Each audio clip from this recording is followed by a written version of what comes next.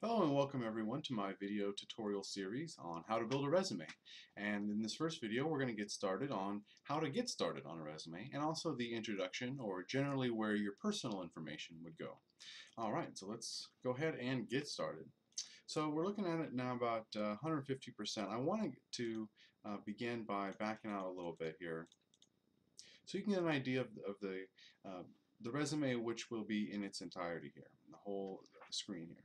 So when we present this information, I'm a big proponent of setting up a hierarchy in terms of the importance and where I want the reader's eye to flow.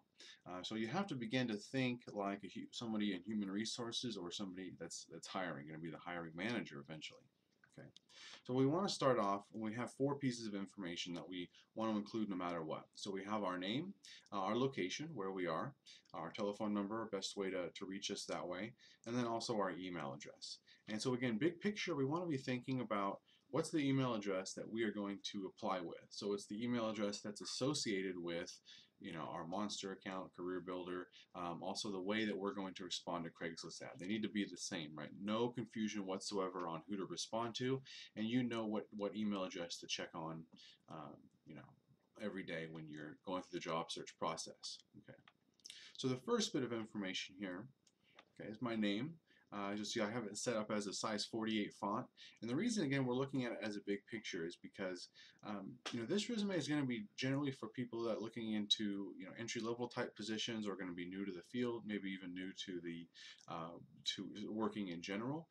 So, you know, we'll go into the 1 or 2 page discussion at a later date, but things can change. We can change the margins, we can change the size of this later on to match how much information we're actually going to fill the page with.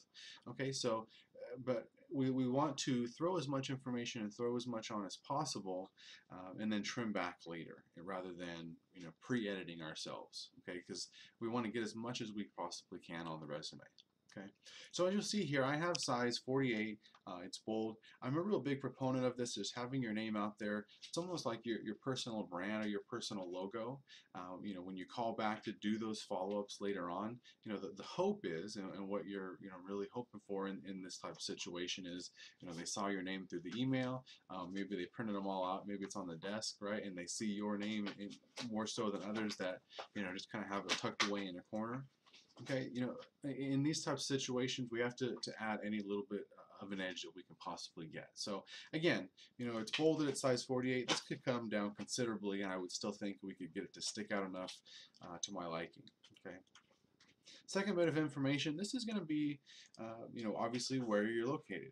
Now, most times you'll see it associated with a street name and a street address. I like to leave that information off just for privacy concerns. You're throwing this resume out possibly through various different websites where it's visible by anybody who comes by.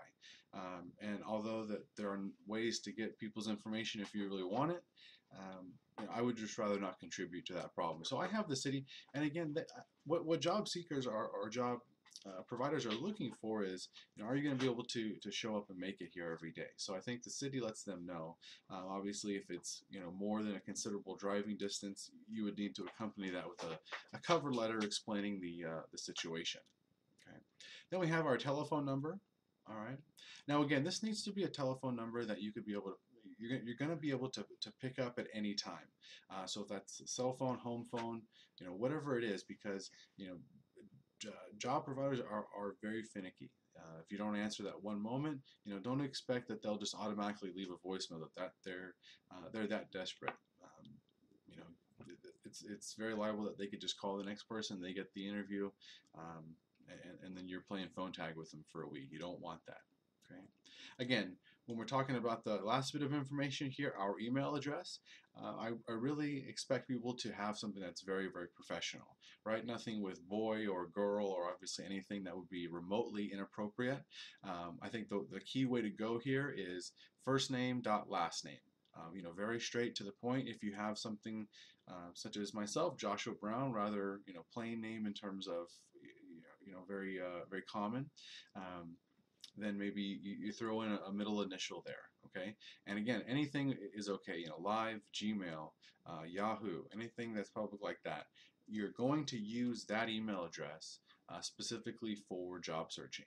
Okay, so again, if you don't already have something set up, very easy to go and find free email addresses. And remember, don't use it for anything else. This is the one that you're going to be checking, perhaps hourly if you're waiting on that callback, or using it to respond to Craigslist emails and things of that nature. So again, make sure it's appropriate and you have, the appropriate type of access to it. Okay. So we have this here in terms of our layout. I have it centered, obviously, here in the middle. And again, as we put together this resume, you'll see the rest of it kind of come together. But the fun thing about, I really don't enjoy messing around with tables is, eventually we're going to be able to, if we want to change the lookup of our resume, we can kind of just move these things around. And here again, we can look at the proportions of things because that's what's going to be important in terms of setting that hierarchy. All right, so maybe if I center them to the left, I want this to be more of a bar that my name is actually sitting on. Right? Maybe I want that a little bit longer. So I'm going to go to 16. Okay. Maybe I'm going to bring that out to 20. Okay. So it almost seems as if this bar here is stretching across the whole center. And I could even see what something like that would look like. All right, maybe as long as I could center everything else along this line, right? Might be still difficult to do that with the rest of it centered, so I think I'm going to bring that back. Okay. But then obviously I could do the same thing going the other way. Okay. All right, see, and maybe even have everything, eventually centered along here. And as we go along, we'll see the options here, but we'll go ahead and stick back to the centered. Okay.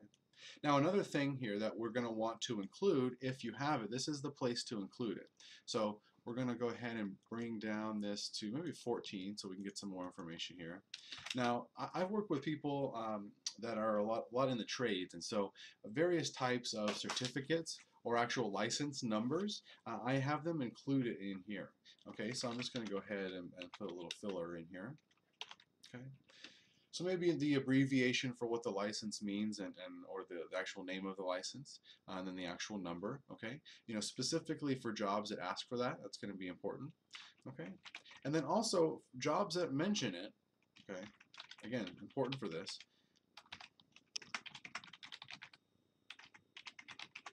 All right. So that kind of falls into the next thing here, but basically the idea that if you have a very marketable skill in your region, and specifically when the ad is asking for it, you want to include it in a multitude of places. So this is also going to go my license number and the bilingual thing into the skills section if that's there. All right, so maybe I'm going to bring this down. I'll bring this down to the next line. All right, so it'll kind of create its own little mini header. I'll bring this down to maybe to 12 while this is 14.